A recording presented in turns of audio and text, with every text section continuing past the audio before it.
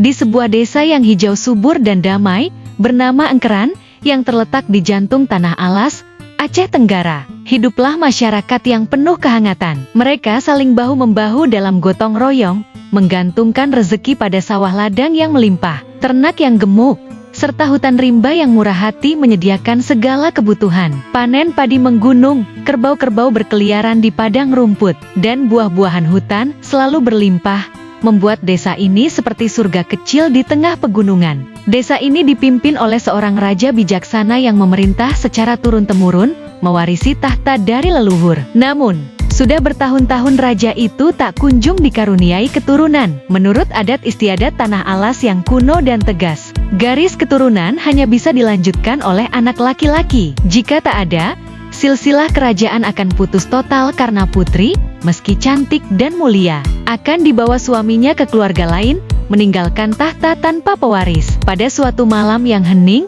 di bawah cahaya obor yang berkelip, istri raja berbisik lembut kepada suaminya, suaranya penuh kerinduan. "Suamiku tercinta, sudah lama kita membangun rumah tangga ini. Sungguh, hatiku gelisah ingin sekali menggendong buah hati kita sendiri." Raja menghela napas panjang, matanya menatap langit-langit istana kayu yang megah.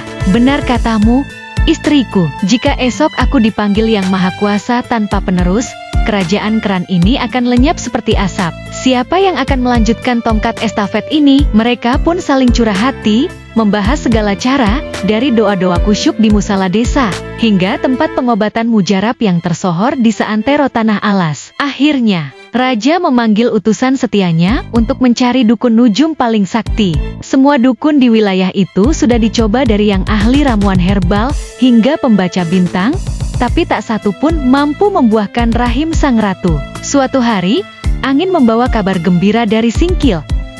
Ada Gurung Belin, dukun agung yang ilmunya seperti samudra tak bertepi. Raja dan ratu pun bergegas ke sana, menyeberangi sungai-sungai deras dan hutan belantara, dengan hati penuh harap. Di gubuk sederhana Gurung Belin, mereka berobat dengan penuh kesabaran dan ketaatan, mematuhi setiap pantangan dan ritual. 2 bulan berlalu seperti mimpi, hingga dukun itu tersenyum bijak. "Pulanglah kalian ke Engkeran. Yakinlah, setahun dari sekarang, ratumu akan menggendong seorang putra gagah." Dengan hati berbunga, mereka pulang melalui tanah karo yang indah, angin gunung menyapa wajah mereka.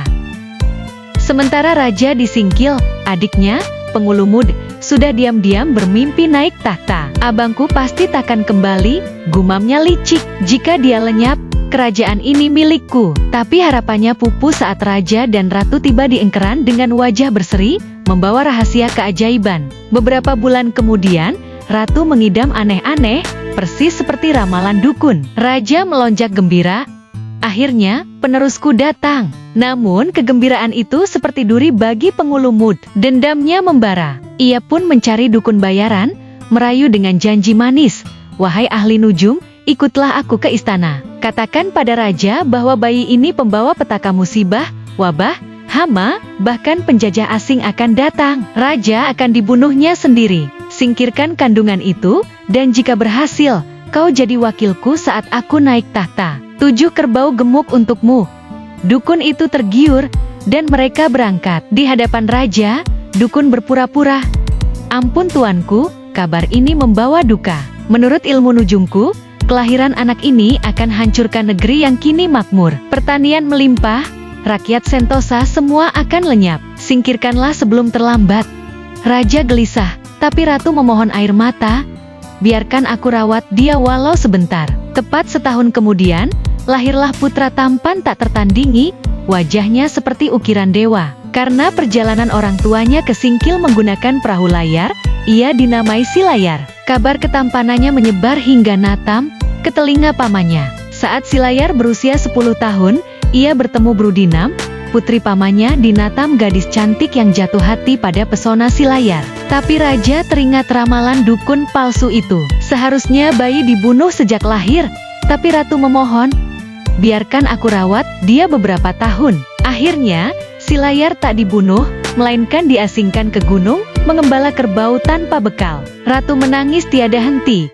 Tapi di Tanah Alas, Perempuan tak punya kuasa, hanya laki-laki yang menentukan. Kabar pengasingan Silayar sampai ke Natam. Brudinam datang mencari, "Di mana impalku?" Pengulumut menjawab dingin, "Di hutan sana." Buat apa dicari? Tapi Brudinam nekat, menemukan Silayar kurus kering, pakaian kompang camping, tapi tetap gagah dan tampan. Suatu hari di gunung, pakaian Silayar habis. Seorang ibu mencari kayu bakar menarik akar menjalar, ternyata diinjak Silayar. "Hai, manusia atau jin?" tanya ibu itu. "Manusia, Bu, tapi tak berani keluar tanpa pakaian," jawab Silayar. Ibu itu melempar kain sarungnya, lalu mendengar cerita Silayar. Kabar disampaikan ke ratu yang menangis, tapi raja dan penghulu muda tak peduli.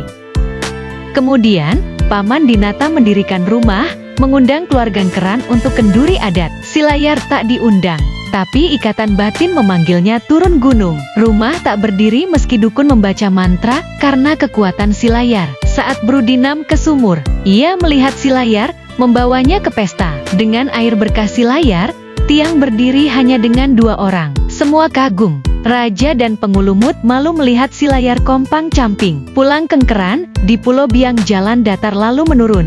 Melewati titian di atas sungai deras 4-5 meter, penghulu muda memukul Silayar dari belakang, membuangnya ke pusaran sungai Alas. Brudinam gelisah melihat elang menjerit. Mereka ke Pulau Biang, menemukan Silayar terapung sekarat. Tak berani selamatkan, tapi Tengku Putih, jin Islam baik hati, menyelamatkan dan merawatnya dengan ramuan ajaib. Sembuh, Silayar ke Natam, tapi tak betah. Pengulumut datang ke Natam, merayu Silayar ikut ke Blangkejeren beli kerbau. Brudinam curiga, tapi Silayar patuh. Di tikungan curam Gunung Gurah, pengulumut memukul lagi, jatuhkan ke jurang dalam. Tanah itu kini tandus, rumputnya beracun, kutukan Syah Ketambe. Penghulu muda bohongi Brudinam.